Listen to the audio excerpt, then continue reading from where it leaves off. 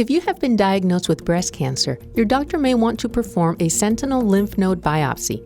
There are 3 reasons to check lymph nodes for any cancer, but for breast cancer, the reasons are to stage the patient appropriately so we can predict survival and outcome. The second reason then is to determine treatment based on that stage of a patient. And the third reason is to remove cancer cells and decrease the amount of tumor by actually physically removing the lymph nodes that may harbor tumor cells. Our body contains 2 separate systems for transporting fluids, the circulatory system and the lymphatic system. The more familiar circulatory system transports blood. The lymphatic system is composed of lymphatic vessels and lymph nodes, which are collections of grape-like structures.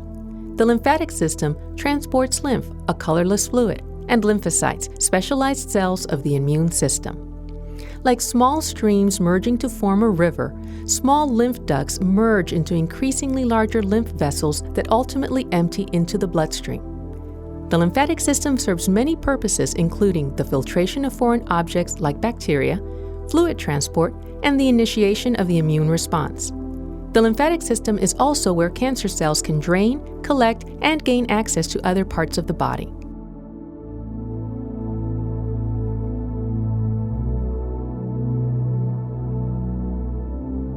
Lymphatic fluid actually bathes the breast and then drains through lymphatic channels, much as rivers would drain into a larger body of water. So these channels then drain into 1 or 2 or 3 or 4 lymph nodes, and with certain dye injecting techniques, we're able to identify those important drainage lymph nodes.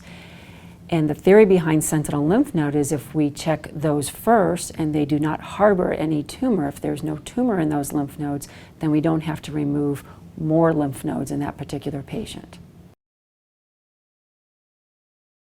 The technique of sentinel lymph node mapping involves injecting a dye, and one can either use 2 different types of dye, a radioactive dye called technetium sulfur colloid, and or a blue dye called isosulfame blue or methylene blue.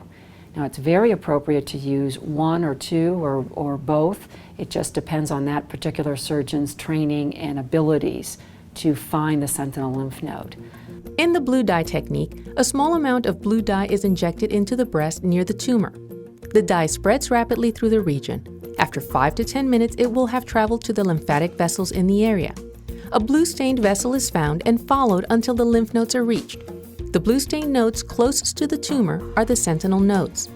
The sentinel nodes are then removed and examined for the presence of cancerous cells. In the radioactive colloid technique, a small amount of radioactive material is injected into the breast 4 to 6 hours before surgery. After sufficient time has elapsed, a surgeon uses a special handheld detector to identify the areas emitting high levels of radiation. These areas contain lymph nodes that have taken up larger amounts of the radioactive material.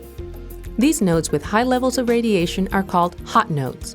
And sometimes that is done the day before or the day of surgery, so the patient would have to come in the day before perhaps and get that injection, which would be injected around the tumor or around the nipple areolar complex. The amount of radioactive dye that we use for this procedure is very minimal, and it's quite safe to be around other people and being around your children, traveling in your car, on the bus, and be next to people. It's very similar to the amount used in a bone scan.